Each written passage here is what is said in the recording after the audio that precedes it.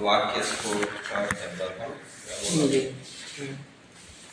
ये बोला था कि समाप्त तो इसे समर्पित मतलब कि तत्र वाक्य स्फोट तो मुख्य वाक्य स्फोट ही क्या है मुख्य स्फोट 8 प्रकार के स्फोट मैंने बताए थे जी। वर्ण स्फोट पद स्फोट, स्फोट वाक्य वाक्य स्फोट स्फोट। फिर उसके भी दो भेद करते हैं जी। जाति और व्यक्ति के बीच से जी। है ना वह पद जाति स्फोट पद व्यक्ति स्फोट जी। ऐसे ही वर्ण जाति स्फोट वर्ण व्यक्ति स्फोट वाक्य जाति स्फोट वाक्य व्यक्ति व्यक्ति स्फोट 6 हो गए फिर 6 के फिर जो वाक्य वाला है इसके फिर 2 कर देते हैं अखंड वाक्य स्फोट और सखंड वाक्य स्फोट इस तरीके से तो ये 8 प्रकार के हो जाते हैं इनमें से कहा मुख्य कौन तो वाक्य स्फोट का इन 8 स्फोटों में से भी जो कि स्फोट ही मैंने बताया था कि क्या है स्फुटति अर्थात अस्मात् जहाँ से क्या होता है अर्थ स्फुटित होता है उसी को क्या कहते हैं स्फोट कहते हैं बताया था कि 3 प्रकार की वाणियां परा पश्यन्ति मध्यमा और वैखरी थोड़ा ध्यान रखो है ना तो 4 प्रकार की जो वाणियां है इन वाणियों में जो मध्यमा है जो कहाँ पे रहती है हृदय में वही क्या है स्फोट उसी का व्यंजक वही स्फोट की व्यंजिका है ठीक है ना वहीं से स्फोट होता है ठीक है और उसी स्फोट से क्या होता है पद का ज्ञान होता है या शब्द का ज्ञान उसी से होता है तो वही कहता था वाक्य स्फोट हो मुख्य वाक्य स्फोट क्या है मुख्य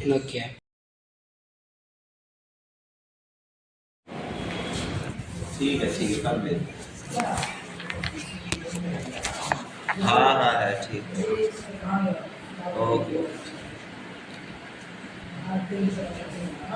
तो पहली बात ये हुई कि भैया नाम कहाँ लिया जा रहा है ये तो क्या किया जा रहा है लिखा जा रहा है नागेश जी अपना नाम कहाँ ले रहे हैं वो तो क्या कर रहे हैं लिख रहे हैं लिखित कर रहे हैं बात समझ आ रही कि नहीं आ रही तो पहला शंका का समाधान अगर कोई आपको पूछ ले कि नागेश जी ने क्यों नाम लिया क्योंकि आप तो नाम लिया नहीं नाम लेना मतलब वैखरी शब्दों का उच्चारण करना वैखरी मतलब कुछ शब्दों का उच्चारण करना तभी तो नाम लेना होगा लेकिन बिना उच्चारण के अगर कोई लिख रहा है उसमें तो दोष नहीं है ना लिखने में दोष नहीं है किसमें दोष है उच्चारण में दोष है बात समझ आए कि नहीं तो ये कहा कि भैया नागेश जी ने क्या नहीं किया अपना नाम लिया नहीं है वही कह रहे हैं कि स्वकीर्ति अनुवर्तनम स्वनामो लेखोयम तिगंत कृतवाज कृत प्रधान ठीक है वो समझ गए इतनी बात समझ गए कि नहीं समझ गए फिर कहते हैं कि अगर ऐसा भी नहीं है तो प्रतिज्ञादियों में अपना नाम ले लिया जाए प्रतिज्ञा मतलब संकल्प इत्यादि जब हम संकल्प इत्यादि करते तब तो अपना नाम लेना ही पड़ता है प्रतिज्ञा इत्यादि करते तो वहाँ पे क्या है अपना नाम लेना पड़ता है और कई जगह लिया है ऋषियों ने बात समझे कि नहीं है तो कहा कि प्रतिज्ञा आदि की कल्पना जब की जाती है संकल्प आदि की जब कल्पना की जाती है तो वहाँ पर नाम लिया जा सकता है ये ग्रंथों में देखा गया है तो भैया पाणिनि जी ने भी ले दिया तो वही नागेश जी ने भी ले दिया अपना नाम उसमें क्या दिक्कत है वो भी प्रतिज्ञा कर रहे हैं कि आम नागेश इदम विरच्यते मया बात समझे वो भी क्या कर रहे हैं प्रतिज्ञा इत्यादि कर रहे हैं ना तो कहा प्रतिज्ञा आदि करने में कोई दिक्कत नहीं है प्रतिज्ञा आदि करने में अपना नाम लिया जा सकता है या संकल्प इत्यादि जब हम करते हैं तो वहाँ पे भी अपना नाम लिया जा सकता है ठीक है ना तो इत्यादि के व्यवहार से सिद्ध होता है कि प्रतिज्ञा आदि संकल्प आदि की स्थितियों में नाम लेना चाहिए ठीक है ना तो यहाँ पे कोई दोष नहीं होगा फिर कहा नागेश भट्ट विदुषा आपका विदुषा क्यों कहा विद्वान क्यों कहा चलो नागेश जी तो कह दिया ठीक है प्रतिज्ञा कर रहे हैं है ना इत्यादि प्रतिज्ञा करके हमें संकल्प हम ये कार्य कर रहे हैं पहला तो यही है कि भाई लिया कहाँ है लिखा गया है क्या किया गया लिया नहीं गया है लेना मतलब क्या होता है कि वैखरी के द्वारा उच्चारण इत्यादि करना तो उच्चारण को तो लिखा गया है लिखने में कोई दोष नहीं है दूसरा अगर चलो आप मानते हो लिखना भी दोष है तो प्रतिज्ञा इत्यादि में तो लिया ही जाता है ठीक है ना तो वहाँ पे कोई दोष नहीं है कहा फिर विदुषा क्यों कहा तो कई कहते हैं इसलिए विदुषा कहा कि अब देखो लघु वैयाकरण सिद्धांत मंजूषा कहा क्या कहा लघु वैयाकरण सिद्धांत कहा ना ये लघु है लघु छोटा वैयाकरण सिद्धांत तो कोई आएगा सोचेगा भैया लघु वैयाकरण सिद्धांत है छोटा मोटा कुछ लिख दिया गया है ना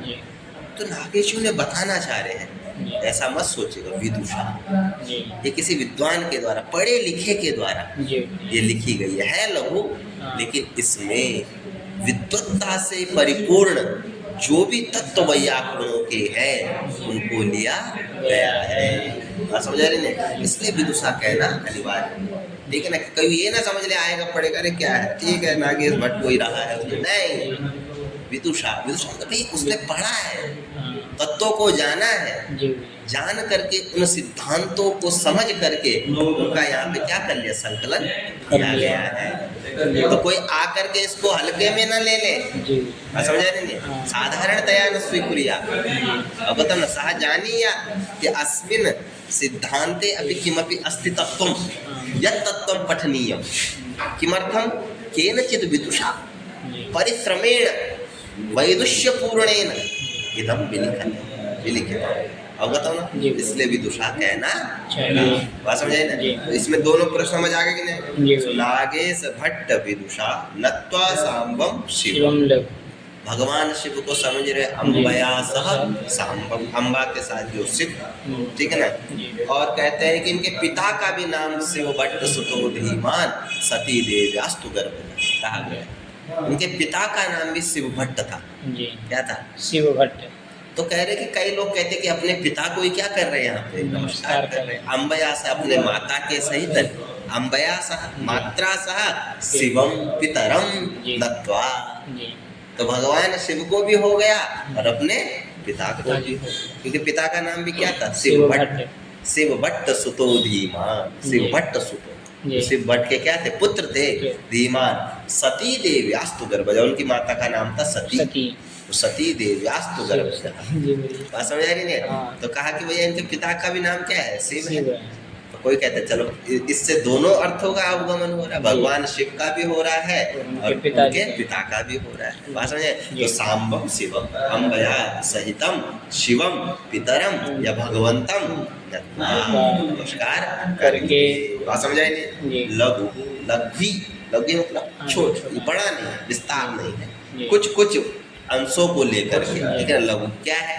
तो वैयाकरण सिद्धांत मंजुषा, वैयाकरण, वैयाकरण है ना, व्याकरणम अधीते विदन्ति वेत्ति वा, अधीयते बहुवचन करो, अधीते वेत्ति वा वैयाकरण, जो व्याकरण को पढ़ता है, जानता है, उसको क्या कहेंगे, वैयाकरण। उसको क्या कहेंगे, वैयाकरण। वैयाकरण व्याकरण में अंतर जानते हो ना? वैयाकरण कहा, व्याकरणम अधीते वेत्ति वा वैयाकरण, वो वैयाकरण। और वैयाकरणानाम सिद्धांतः, वैयाकरण सिद्धांत उन वैयाकरणों के जो व्याकरण को जानते हैं, जो विद्वान है, उन जो व्याकरण के ज्ञाता है, उनके वैयाकरणों के जो सिद्धांत है, सिद्धांत मतलब सिद्धः निर्णीतः अर्थः येषां ते सिद्धांत, सिद्ध है, निर्णीत है अर्थ जिनके, उसे क्या कहते हैं, सिद्धांत। मतलब ऐसे अर्थ नहीं है, बिल्कुल सिद्ध है, निर्णीत है, एक जो लिया गया है उस अर्थ को क्या किया गया, अच्छे से पढ़ा गया है, अच्छे से समझा गया है, अच्छे से उसको जांचा गया है प्रमाणों के द्वारा। बात समझे ना? इसलिए इसको क्या कहा गया, सिद्धांत। क्या कहा गया, सिद्धांत। तो उनके सिद्धांत क्या है व्याकरण के, सूत्र इत्यादि है ना, उनके पद है, वाक्य है, कैसे उनका अन्वय करना है, जो भी सब आएगा उनके सिद्धांत क्या है, ठीक है ना। तो वैयाकरणानाम सिद्धांतः, वैयाकरण सिद्धांत। फिर वैयाकरण सिद्धांतस्य मंजुषा, वैयाकरण सिद्धांत उन सिद्धांतों की, वो जो सिद्धांत है जो कि अमूल्य राशि है, शब्द राशि है, उनकी ये क्या है, मंजुषा। मंजुषा मतलब पेटिका, मंजुषा मतलब पेटिका, पेटिका है। समझ आए? जहाँ पर जिस प्रकार से घर में मंजुषा में क्या रखे जाते हैं, जेवर, धन, हार इत्यादि मूल्य वस्तुएं कहाँ रखी जाती है, मंजुषा में रखी जाती है। उसी प्रकार से जो वैयाकरणों के जो सिद्धांत है, जो उनके तत्व है, शब्दार्थ रूपी जो उनके तत्व है, मूल जो उनके सिद्धांत है, उन सिद्धांतों की ये जो है, ये क्या है, मंजुषा है, एक पेटिका है। बात समझ आ रही नहीं आ रही? तो ऐशा मंजुषा, ऐशा का ऐशा यह है। अब यहाँ पे प्रश्न है, ऐशा, ऐशा तो सन्निकर्ष के लिए कहा जाता है। एतत् शब्द जो है वो किसके लिए आता है, सन्निकर्ष, जो हमारे सामने हो, हमारे समीप हो उसको क्या कहते हैं? एषा। लेकिन कहा तो अभी तो भैया लिखी नहीं है, अभी तो प्रारंभ ही करने जा रहे हैं। हाँ, नागेश जी अभी क्या करने जा रहे हैं?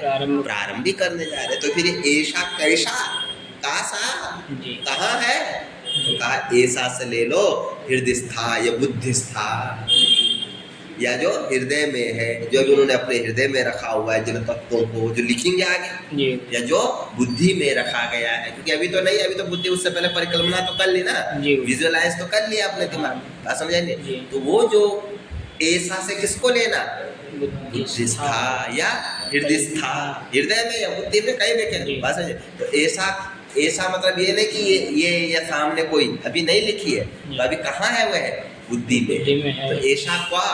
बुद्धिस्था, बात समझे नहीं? विरच्यते, नागेश भट्ट विदुषा विरच्यते, ऐसा विरच्यते। जी वैयाकरण सिद्धांत मंजूषा ऐसा विरच्यते। इसका क्या करने जा रहे हैं? रचना करने जा रहे हैं। बात समझ आएगी नहीं जी। आएगी? क्या समझ आएगी? नागेश भट्ट जो हैं, नागेश भट्ट विदुषा, नागेश भट्ट विद्वान के द्वारा, वो विद्वान जैसे कि हैं, मैंने शास्त्रों को पढ़ लिए हैं, समझ लिए हैं, उसके बाद लिखने जा रहे हैं। नत्वा सांबम शिवम लघु, नत्वा अम्बा के सहित शिव को नमस्कार करके ये लघु वैयाकरण सिद्धांत, व्याकरणों के जो वैयाकरणों के जो सिद्धांत हैं उनको लिखने जा रहे हैं। मंजूषा विरच्यते, और ये मंजूषा इस मंजूषा में लिखने जा रहे हैं। ये वैयाकरण सिद्धांत मंजूषा नामक ग्रंथों में जा रहे हैं, विरचन करने जा रहे हैं। ये कह दिया, बात समझाएगी नहीं आएगी? जी गुरु। आगे क्या है आपको? तत्र वाक्यस्फोटो मुख्यः लोके तस्यैवार्थबोधकत्वात् तेनैवार्थसमाप्तिश्च। और कहें तदुक्तं न्यायभाष्यकृता पदसमूहो वाक्यमर्थसमाप्तौ इति तत्र पदशब्देन श्रुवन्तं तिङन्तं च तेन तत्समूह इत्यर्थः समाप्ता वित्यस्य समर्थमिति शेषः।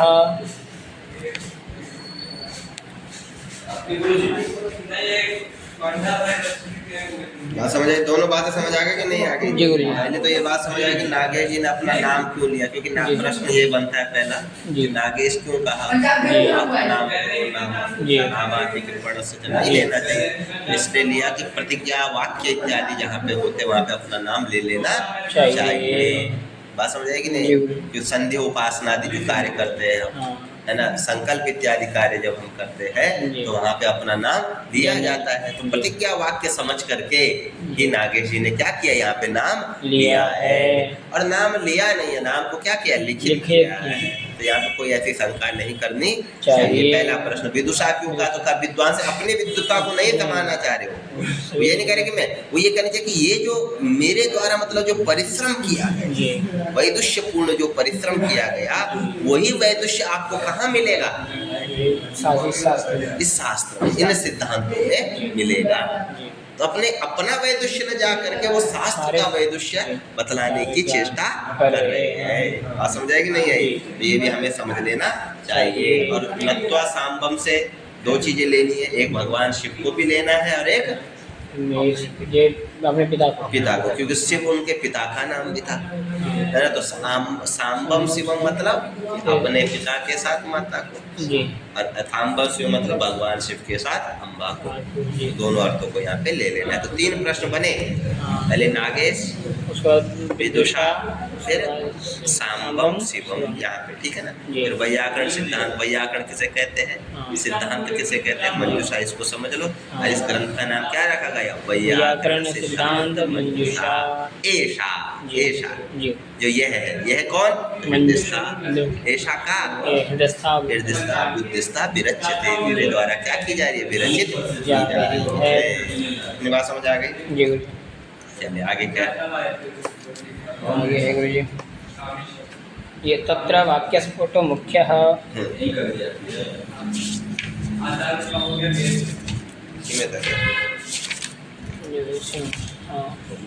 तत्र वाक्य स्फोटो मुख्य। देखो स्फोट की चर्चा की जा रही है। किसके स्फोट? स्फोट। स्फोट कहते हैं किसे? पहले ये समझ, ठीक है ना। स्फुटति अर्थः अस्मात्, लिख ले। पहले समझ लो। स्फुटति अर्थः अस्मात् इति स्फुटः, जिससे अर्थ की स्फुटता होती है। उत्पन्न जायते, स्फुटति मतलब जायते, स्फुटति जायते अर्थो अस्मात्, जिससे अर्थ क्या होता है? स्फुटित होता है, उत्पन्न होता है, उसी को क्या कहते हैं? स्फोट।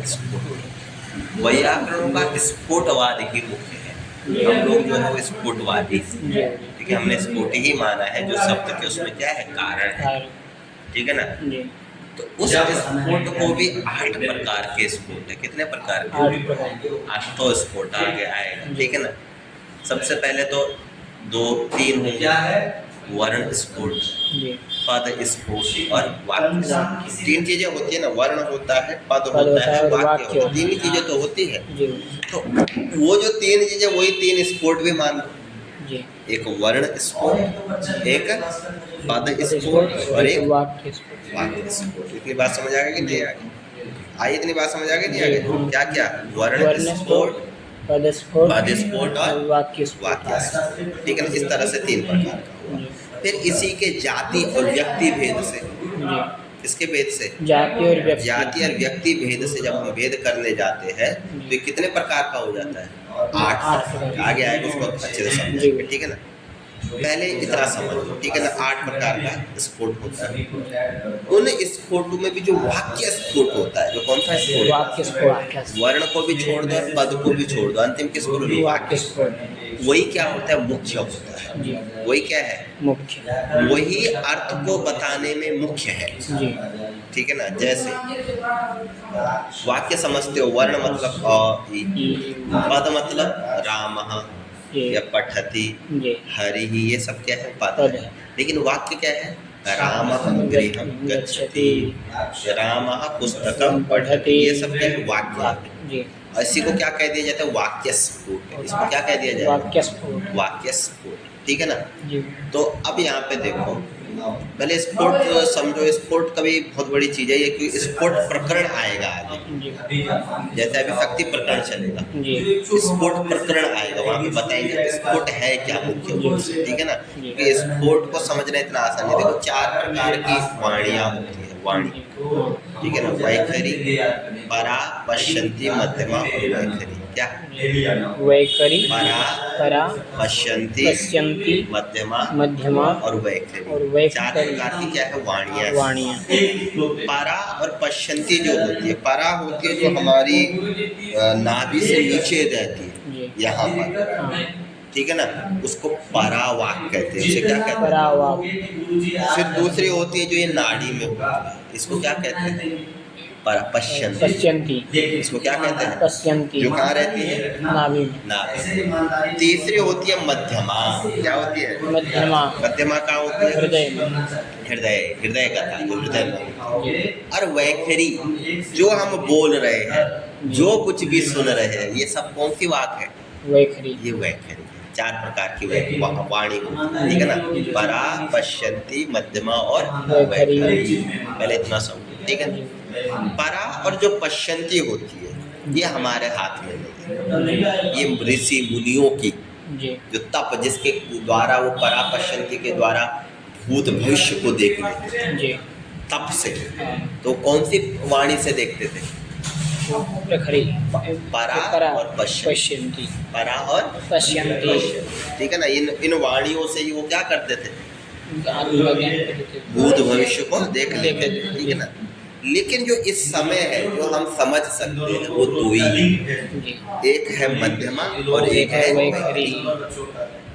मध्यमा जो हमारे कहाँ है? हृदय में। और वैखरी जो हम बोलते हैं, समझो, ठीक है ना। वाणी एक ही है, देखा जाए तो शब्द एक ही है। शब्द क्या है? एक ही, लेकिन वो अनेक रूपों में भाषित होता है। वो अनेक रूपों में क्या है? हम जब चेष्टा कर रहे कुछ बोलने की, तो कुछ कहीं से निकल रहा है कि नहीं निकल रहा है? वो नाद है। वही क्या है? नाद, ध्वनि, इसको हम कह देते हैं। बात समझ आ रही है? वो जो वाक है, जो वाणी है, वो कौन सी है? मध्यमा। मध्यमा। वो यहाँ से निकल रही है, बात समझे? लेकिन वह वाणी जब हमारे मुंह पे आ रही है तो हमारे नाना तत्त प्रकार के जो हमारे क्या है, कंठ आदि स्थान है, इनसे होकर के वो अनेक रूपों में हमें दिख रही है, अनेक शब्द, अनेक वर्ण, क्या बात समझ आ रही कि नहीं? लेकिन वास्तव में देखा जाए तो शब्द कितना है? एक शब्द एक ही है, जिसको शब्द ब्रह्म कह दिया जाए। उसको ये क्या कह दिया जाता है? ब्रह्म। जो यहाँ पर है हमारे हृदय में, कौन सी वाणी है वो? मध्यमा। वो मध्यमा में बैठा हुआ है, बात समझे? और उसी को व्याकरणों ने स्फुट कहा। उसी को क्या कहा? स्फुटति जायते अर्थ। स्फुट उत्पन्न होता है जहाँ से अर्थ, वो कौन है? स्फुट है। और वो स्फुटी कौन है? मध्यमा। बात समझे नहीं? वो कौन है? मध्यमा है। आप सोचो ना कि आप कुछ भी बोलने से पहले कहीं कुछ आप अपने दिमाग में पहले सोच ले रहे हो कि नहीं भी सोच रहे हो, वो एक इतना जल्दी होता है कि हमें पता नहीं चलता है, लेकिन जो विचार है वो कहीं ना कहीं अंदर से आ रहे हैं, आ रहे कि नहीं आ रहे? ठीक है ना? तो वो अर्थ जो है, अर्थ कहाँ बैठा हुआ है? पहले अंदर बैठा हुआ है, उसी पर बाहर क्या हो रहा है? अभिव्यक्त हो रहा है। क्या हो रहा है? जैसे मान के चलो हारमोनियम है, क्या है? हारमोनियम पे कितने स्वर हैं? 6 7 स्वर। उन 7 स्वरों को मानो आप जब बजाओ, जैसा बजाओ, कितने गाने निकाल सकते? अनगिनत, कोई सीमा है नहीं। लेकिन अगर तुम्हें पूछे जाए स्वर कितने हैं तो कितने हैं? 7। सारे गा मा पा। वो 7 ही स्वर इस संसार के न जाने कितनी ध्वनियों को उत्पन्न कर रहे हैं। वही स्वर जब हम किसी और में बजा रहे, मतलब गिटार में बजा रहे, तो कुछ और ही ध्वनि आ रही है। स्वर वही है, स्वर में कोई भेद नहीं। गिटार में भी 7 ही स्वर है। जब हम वीणा बजा रहे तो वीणा में भी कितने स्वर? लेकिन उस स्वर के द्वारा, एक ही स्वर के द्वारा कितने प्रकार की क्या आ जा रही है? ध्वनियाँ हो रही कि नहीं हो रही? कुछ बात समझ आई? उसी प्रकार से शब्द कितना है? एक ही। वही स्फोट है जो मुख्य है, लेकिन वही स्फोट नाना प्रकार के जब हमारे तालु, कंठ इत्यादि को प्राप्त हो रहा है तो क्या प्राप्त हो जा रहा है? कई शब्द प्राप्त हो रहे कि नहीं? वो भी उसमें भी क्या, उसमें भी तो वो दबाओगे तभी तो निकलेगा।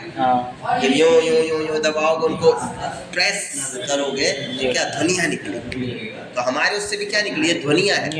और ये सब नस्वर है। ये सब क्या है? नस्वर। जो हम बोले ये सब तो नस्वर, क्षण में नाश हो जा रहा है ना इसका। तो जो भी हम बोले उसका क्या हो रहा है? क्षण में नाश हो जा रहा है। लेकिन जो मध्यमानाद है, जो स्फोट है, उसका नाश नहीं होता। उसका नाश नहीं होता, तो हमेशा है, वो हमेशा रहेगा। बात समझ आ रही कि नहीं आ रही?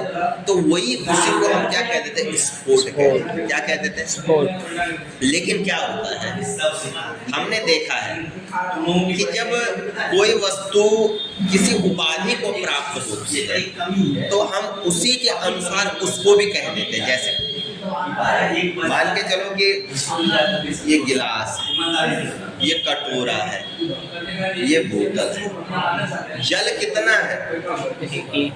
एक है। लेकिन वही जल जब गिलास में जा रहा है तो हम उसको क्या कह देते हैं? गिलास का जल। ये गिलासा जल। जब वह जब कटोरी में जा रहे तो उसको हम क्या कह देते हैं? कटोरी का जल, कटोरा जल। समझे? जब वह बोतल में जा रहे तो हम क्या कह देते हैं? बोतल। तो ये सब क्या है? ये सब उपाधियां हैं। ये सब क्या है? उपाधियां। मतलब समझ रहे हो ना? उपनाम है, एक वस्तु है। लेकिन उस वस्तु के साथ जब वो मिल रहा है तो वह भी उसी के आकार का हो जा रहा है, उसको भी वही गुण प्राप्त हो जा रहा है। हो जा रहा है कि नहीं हो जा रहा है?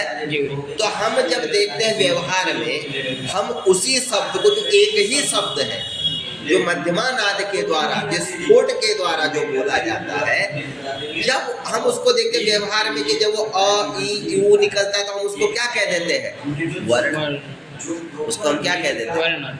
जब वही वर्ण हम देखते मिल जा रहे हैं, राम श्याम, तो हम उसको व्यवहार में क्या कह देते हैं? पद कह देते हैं। हम जब देख रहे कि व्यवहार में वही वर्ण वही पद जब आपस में मिल जा रहे तो उसको हम क्या कह देते हैं? वाक्य कहते हैं। बात इतनी बात समझ आई यहाँ तक है? तो ये सब क्या, ये तो उपाधियां हो गई। ये क्या हो गई? ये शब्द की क्या है? उपाधियां हैं। लेकिन इन उपाधियों के साथ हमारा स्फुट भी रहेगा। वर्ण जब रहेगा तो वर्ण अकेला नहीं रहेगा, वर्ण स्फुट रहेगा। उसके साथ क्या मिल जाएगा? वर्ण स्फुट, उसी को कह देंगे। पद रहेगा तो हम पद के साथ क्या लगा देंगे? पद स्फुट, उसको कह देंगे। वाक्य रहेगा तो वाक्य को क्या कहेंगे? वाक्य स्फुट। तो बात थोड़ा समझ आएगी नहीं है? जैसे जल है, तो वही जल जब लाल रंग में मिल रहा है तो उसको वो क्या हो जा रहा है? लाल हो जा रहा है। बात समझे? जब वही जल पीले उसमें मिल जा रहा है, पीला रंग मिल रहा तो जल कैसा पीला हो जाए? तो क्या हम उसको पीला जल बोलना छोड़ दे रहे हैं क्या? पीला भी बोल रहे हैं और जल भी बोल रहे हैं, जबकि है तो वो जल ही है। तो क्या? लेकिन उसने उपाधि को प्राप्त किया, पीले को प्राप्त किया, तो हमने सिर्फ पीला भी नहीं कहा, पीला जल कहा। बात समझ आ रही कि नहीं? हमने उसको सिर्फ नीला नहीं कहा, नीला जल का। बात समझे? आकाश तो एक ही है, आकाश कितना है? एक ही। लेकिन वही आकाश जब इस कमरे में दिखने लगा तो इस कमरे हमने क्या कह दिया? कमरा का आकाश। क्या कहा? कमरे का। घट में जो आकाश देखा उसे हमने क्या कह दिया? घटाकाश। क्या कह दिया? ये किसका आकाश है? घट का आकाश।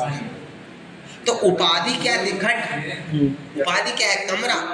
लेकिन इस कमरे की उपाधि के कारण वह आकाश भी क्या कहलाने लग गया? आकाश, कमरा का आकाश, घट का आकाश। बात समझ आ रही है कि नहीं? लेकिन आकाश कितना है? एक है, नित्य है। उसी प्रकार से सब नित्य है, मध्यमानाद के द्वारा स्फुटित होता है। लेकिन उसी को हम लोग क्या कहते हैं? वही आकर जो मध्यमानाद के द्वारा स्फुटित होता है उसी को हम क्या कहते हैं? ये वाक्य स्फोट। उसको हम क्या कहते हैं? स्फोट। जो मध्यमानाद के द्वारा जो स्फुटित होता है उसी को हम क्या कहते हैं? लेकिन अब वही स्फोट नाना प्रकार की उपाधियों के कारण तत्तद आकार का हो जाता है। तत्तद आकार का हो जाता है। जब वह वर्ण बोला तो वह स्फोट भी क्या हो गया? वर्ण स्फोट हो गया। जब वह पद बोला तो वह स्फोट भी पद स्फोट हो गया। जब वह वाक्य के रूप में हमें मिला तो हमने उसको क्या बोल दिया? वाक्य स्फोट। बात समझ आ रही कि नहीं? यहाँ तक समझ आएगी नहीं है? तो इसमें से भी कहा कि इन तीनों में भी ये तीनों आत्मा अंदर से ही रहे। बात समझ आ रही कि नहीं आ रही? कहा इन तीनों में भी जो मुख्य है वो कौन सा है? वाक्य स्फोट मुख्य। तत्र तेषु, उनमें अभी तीन है, तीन के भी और भेद होकर के कितने हो जाते हैं? 8 हो जाते हैं। जाति स्फोट, व्यक्ति स्फोट। बात समझ आ रही है? 2 भेद से और हो जाते हैं। तो टोटल कितने प्रकार के? 8 प्रकार के। आगे वो आगे करने की बात समझे? तो इनमें भी मुख्य कौन होगा? लेकिन सब में मुख्य कौन होगा? वाक्य। अखंड वाक्य स्फोट, अखंड वाक्य स्फोट, अखंड वाक्य। ठीक है ना? तो जो अखंड तत्र मतलब तेषु, तेषु केषु, तेषु स्फोटेषु, जो 8 प्रकार के जो स्फोट जो हमने जो भेद किए अलग अलग, समझे नहीं? उनमें भी वाक्य स्फोट जो वाक्य स्फोट होता है वही क्या होता है? मुख्य होता है। वर्ण स्फोट भी मुख्य नहीं है, पद स्फोट भी मुख्य नहीं है। कौन सा स्फोट मुख्य है? वाक्य स्फोट मुख्य है। यहाँ तक पूरी बात समझ आएगी नहीं है? दोबारा समझा आया ना? कब बैठ गई बात? स्फोट क्या समझ आ रहा है कि नहीं? मध्यमा के द्वारा जो स्फोट हो रहा है वो स्फोट है। तत्त प्रकार की व्यवहार में जो जो वर्ण पद समझ ही रहे हो, इनके कारण वह स्फोट भी उतने प्रकार का हो जा रहा है। बात समझ आ रही नहीं आ रही? तो पहले मुख्य रूप से 3 प्रकार का, ठीक है ना? उसमें से भी कौन सा मुख्य हो जाएगा? अखंड वाक्य स्फोट। अखंड वाक्य, उसी को हम वाक्य स्फोट भी कहते हैं। ठीक है ना? तो कहा तत्र वाक्य स्फोट मुख्य। वाक्य स्फोट क्या है? मुख्य है। क्यों मुख्य है? लोके तस्यैवार्थबोधकत्वात् तेनेवार्थ समाप्तेश्च। कहा लोके, क्योंकि लोक में देखा जाता है, व्यवहार में देखा जाता है कि तस्यैव अर्थबोधकत्वात्, तस्य वाक्य स्फोटस्य अर्थबोधकत्वात्, अर्थ का बोधक होने से जो वाक्य स्फोट है वो क्या है? अर्थ का बोधक है। अर्थ का बोध कराने वाला कौन है? वाक्य स्फोट है, इसीलिए वह मुख्य है। कैसे? देखो, वर्ण है अ बोलने से क्या कोई ज्ञान होता है? आप नहीं। राम बोलने से क्या कोई ज्ञान होता है? शाब्द बोध राम बोलने से होगा क्या? राम का तो हो जाएगा, लेकिन आपकी आकांक्षा बनी रहेगी, आप निराकांक्ष नहीं। क्या राम है? राम क्या? रामः अस्ति, रामः गच्छति, रामः पठति। साकांक्ष पद है। कैसा पद हो जाएगा? साकांक्ष। साकांक्ष आकांक्षा युक्त है। समझे कि नहीं? जैसे हमने कहा कि रामः गच्छति, ये क्या बन गया? वाक्य बन गया। क्या बन गया? वाक्य बन गया। लोक में अर्थ का बोध किससे हुआ? वाक्य से। वाक्य से। लोके अर्थबोधः केन? वाक्यस्फोटेन। वाक्यस्फोट। उसको आप वाक्यस्फोट बोलते जाओ जी। वाक्य के साथ क्या लगाते हैं? स्फोट स्फोट लगा लगा दो। जी। समझ आ रही नहीं? हाँ। कि हमारा तो स्फोट है मुख्य, ठीक है ना? वाक्य मतलब वाक्यस्फोट, ठीक है? तो वही कहा लोके तस्यैवार्थ, तस्यैव अर्थ, तस्य वाक्यस्फोटस्यैव अर्थबोधकत्वात्, अर्थबोधकत्वात्, अर्थ का बोधक होने से मुख्य है। मुख्य है। यहाँ तक बैठाना बस। तत्र वाक्य स्फोट मुख्य, वो वाक्य स्फोट क्यों मुख्य है? कि लोके, लोके मतलब लोक में, संसारे। तस्यैव, तस्यैव मतलब उसका है, उसका किसका?